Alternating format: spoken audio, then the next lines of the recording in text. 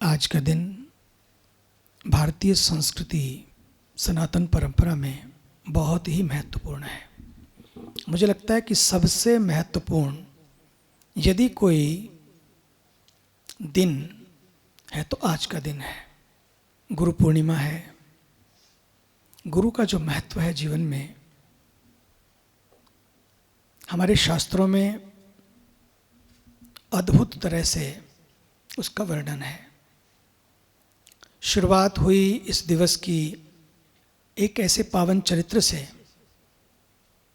और ये पूरे विश्व के लिए भारत की तरफ से एक बहुत बड़ा मैसेज है, बहुत बड़ा संदेश है। व्यास के जन्म की कथा को देखें, बड़ी विचित्र है, लेकिन उसके बावजूद जो व्यास को सम्मान मिला, जो वाल्मीकि को सम्मान मिला, जो सूत जी को सम्मान मिला, ये पूरे भारत का, पूरे विश्व को संदेश है कि भारत केवल मंत्रों को गाता नहीं है कि विश्व एक परिवार है। बस उस विश्व परिवार से विश्व परिवार को कितने अद्भुत अनमोल रत्न मिले हैं। भगवान महर्षि वेद व्यास जी को लें, वेदों का विस्तार किया, बल्कि वेद को चारों भागों में जो व्यास किया, उसी से वे वेद व्यास बने। दूसरी बात, 18 पुराण अपने देश की अद्भुत संपदा है। कैसे जिए, कैसे जिया उन महापुरुषों ने, और हम कैसे जिए। तो एक एक कथा अपने लिए बहुत महत्वपूर्ण है। समय मिले थोड़ा थोड़ा करके हमारे इन ग्रंथों को हम पढ़ेंगे, जानेंगे तो जिएंगे भी, क्योंकि उनमें इतना आकर्षण है। दूसरी बात, महाभारत का एक अद्भुत महाकाव्य, उसके बारे में कहा है जो सर्वत्र है, सब जगह है, वो महाभारत में है। जो महाभारत में नहीं है वो कहीं नहीं है। इतना विशाल ग्रंथ, इतनी विशाल दृष्टि।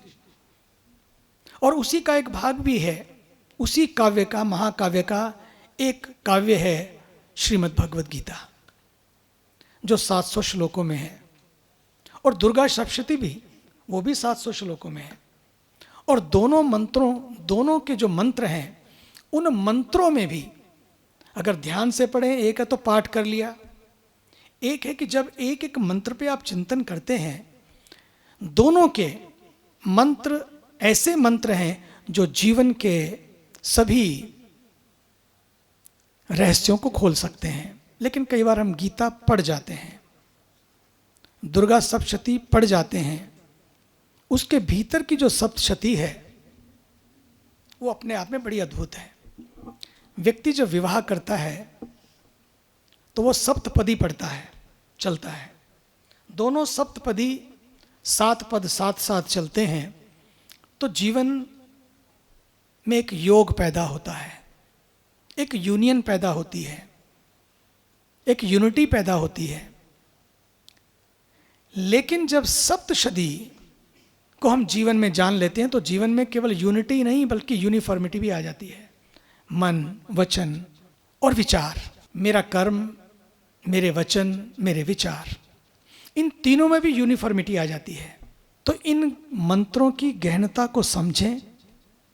फिर गहना कर्मणो गति, उसके द्वारा जो हम कर्म करें, जब हम, क्योंकि समझ नहीं पाते हैं, क्योंकि कर्मों की जो गति है बड़ी गहन है, उस गहनता को सरलता में, उस गहनता को गीत बनाने का कार्य जो करते हैं, ये दिव्य मंत्र करते हैं। इसलिए आज के दिन इतना ज्यादा महत्व दिया गया कि व्यक्ति का ध्यान किसी तरह से गुरु तत्व के कारण उस प्रकाश की ओर जाए जो मेरे जीवन की सारी निराशा को नष्ट करता है, जो मेरे जीवन को प्रसाद बना देता है, जीवन के सारे विषाद को हरण कर लेता है और जीवन को प्रसाद बना देता है।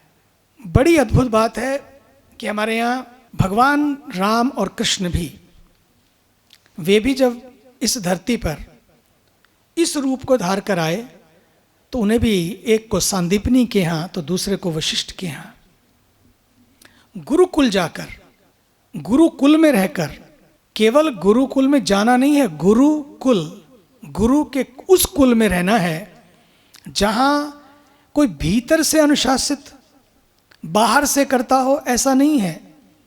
भीतर का अनुशासन, स्वयं पर शासन उस छाया में होने लगता है। मेरा चिंतन कैसा है? कई बार उस कुल में रहकर भी हम कल की सोचते रहते हैं, मेरा क्या होगा। कुल में रहकर भी कल की सोचते हैं, भविष्य की सोचते हैं, जबकि सार ये था कि मेरा जो अतीत है, जो व्यतीत हो गया है, वो मैं समर्पित करूं।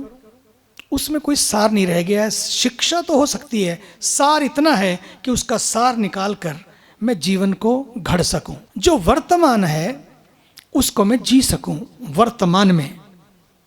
तो कई बार क्या होता है कि ना तो हम अतीत से ले पाते हैं, ना हम वर्तमान में जी पाते हैं, और भविष्य जो अज्ञात है उस पथ को भी हम आलोकित नहीं कर पाते। ये घना अंधेरा छाया रहता है मेरे चिंतन का, किसी और का नहीं। मेरी सोच, मेरा चिंतन ही उस अंधेरे को, उस अंधेरे के बादलों को आवृत करके रखता है। प्रकाश होते हुए भी हम उसका अनुभव नहीं कर पाते, उसकी ऊष्मा को हम प्राप्त नहीं कर पाते।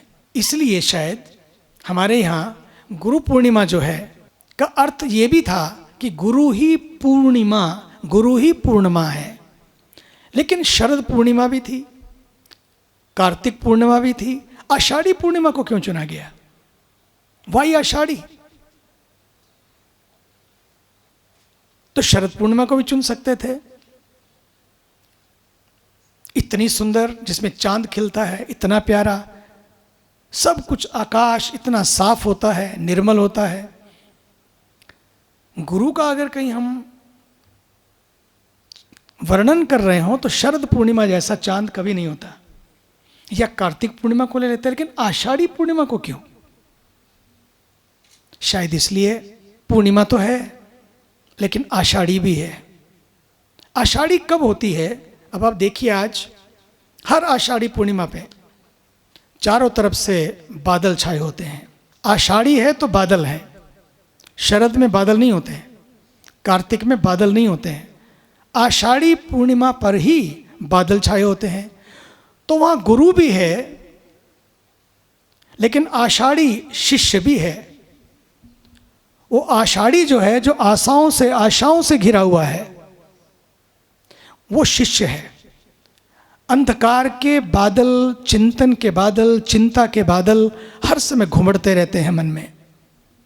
शरद होता तो गुरु अकेला होता, लेकिन आषाढ़ी है तो गुरु भी है और शिष्यों से, उन आषाढ़ी, उन बादलों रूपी शिष्यों से घिरा हुआ गुरु भी है। आषाढ़ी के वो बादल केवल बाहर नहीं बल्कि मेरे भीतर भी घुमड़ते रहते हैं।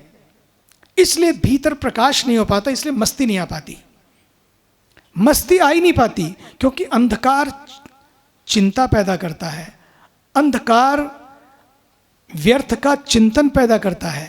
इसलिए इस दिन घटता क्या है? घटता ये है कि कुछ बरसता है, सुबह से ही बरसने लगा, कुछ बरसता है, कुछ घटता है जीवन में। और गुरु का वो प्रकाश जो केवल एक शरीर नहीं है, उसको कैसे गुरु माने, उसको कैसे गुरु माने? क्योंकि फिर शरीर पे चिपक गए हम लोग। ये यात्रा शरीर की नहीं है, ये यात्रा तो तत्व की यात्रा है जो तत्वार्थ की ओर ले जाती है। दूसरी बात, गुरु तो सूर्य होना चाहिए था, क्योंकि सूर्य का प्रकाश ही तो चंद्रमा को मिलता है। जब हम कहते गुरु पूर्ण है तो फिर ये कैसे हो गया? चंद्रमा तो पूर्ण नहीं है, चंद्रमा को भी कहीं किसी का प्रकाश मिलता है। सूर्य का ताप शायद इसलिए इतना प्रखर होता है, इतना तेज होता है, शायद आसानी से सहन ना हो सके। ये याद दिलाने के लिए, भले ही गुरु गोविंद दोनों खड़े काके लागू पाए, बलिहारी गुरु आपने जिन गोविंद दिया दिखाए। इसके बावजूद भी एक बात ये भी याद रखने की है कि ये प्रकाश भी कहीं से आ रहा है, ये प्रकाश भी कहीं से आ रहा है। बस इस प्रकाश का इतना मतलब है कि मैं प्रकाशित हो सकूं, मेरा जीवन खिल उठे, खुल उठे, जितनी भी ग्रंथियां हैं वो सब टूट जाएं। इसलिए ये आज का दिन उन ग्रंथियों को तोड़ने का दिन है। कुछ टूटे, कुछ छूटे जो मुझे पकड़े है, कुछ ऐसा जो मेरी यात्रा में बाधा बना हुआ है। इसलिए तो गुरु की जो यात्रा थी वो भ्रम से ब्रह्म की यात्रा थी, अहम से वयम की यात्रा थी, ताकि जीवन में जितने सारे भ्रम हैं जो हम पाल लेते हैं, कई बार हमारी यात्रा अवरुद्ध हो जाती है। छोटी छोटी चीजें, क्योंकि चिंतन इतना प्रखर नहीं हो पाता और अहम का पर्दा इतना झीना होता है कि खुद को भी नहीं पता लग पाता। इसलिए आज के दिन कुछ घटे। दर्पण, गुरु को इसलिए दर्पण की बात कही गई है। गुरु मेरा दर्पण, दर्पण से जब सूर्य का प्रकाश आता है उसका एक अपना असर है, दर्पण का भी एक अपना असर है। प्रकाश इसलिए आता है उस दर्पण से कि दर्प ना कर, मैं कोई ऐसा दर्प ना पाल लूं अपने जीवन में जो मेरी यात्रा को बाधित कर दे। मेरी आराधना, मेरी साधना प्रखर बनी रहे, चलती रहे। बस आज के दिन उसका आशीर्वाद मुझे प्राप्त हो सके। और सच मानिए आशीर्वाद भी आप ही हैं। जैसे ही ये घटना घटती है कि कुछ गिरा, कुछ पड़ा, कुछ टूटा भीतर से, बस गुरु पूर्णिमा घट जाती है। गुरु पूर्णिमा केवल एक दिवस नहीं है कि दिया जलाया, मना लिया, बात पूरी हो गई। सच तो यह है कि कुछ कटे, कुछ छटे, कुछ घटे ऐसा जो भीतर दिया जल पड़े। और जैसे ही वो दिया जलता है, गुरु पूर्णिमा केवल एक दिन नहीं बल्कि जीवन गुरु पूर्णिमा बन जाता है। माँ तो जन्म देती है लेकिन गुरु तो जीवन देता है। इसलिए गुरु ही पूर्णिमा है। उस पूर्णिमा को हम अपने जीवन में अगर उस प्रकाश को लेकर साथ साथ चलेंगे, पक्का मानिए जितनी जिसकी श्रद्धा उतना उसका फल, जितना पात्र उतना उसमें भरेगा।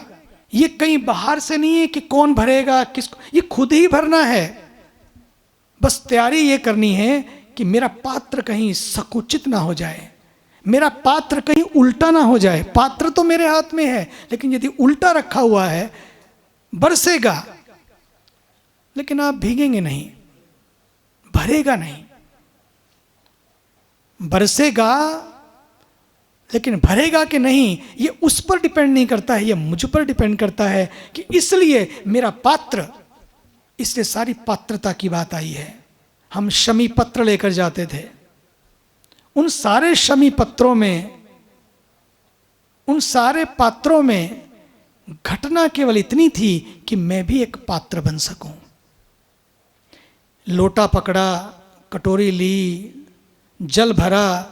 सच तो ये था कि यहां भरने जैसा कुछ नहीं है, आज के दिन खाली होने जैसा है। खाली हुए तो भर गए, बहुत कुछ भरा तो खाली हो गए। इसलिए आज के दिन कुछ भर सके, इतना नहीं बल्कि कुछ खाली हो सके मेरे भीतर से, ऐसा खाली हो जाए। और जब जितना जितना आप खाली करते जाएंगे, अब उतना उतना अपने को भरा पाते पाएंगे। आइए आज के दिन आंख बंद करके भावपूर्वक प्रभु से बस एक ही प्रार्थना, मैं तो कब से तेरी शरण में हूं, बस मेरी ओर तू भी तो ध्यान दे। God bless you. But remember, last but not the least, from next Guru Purnima, whenever you come, no gifts. Just be the gift to the world. Your seva should touch to the world.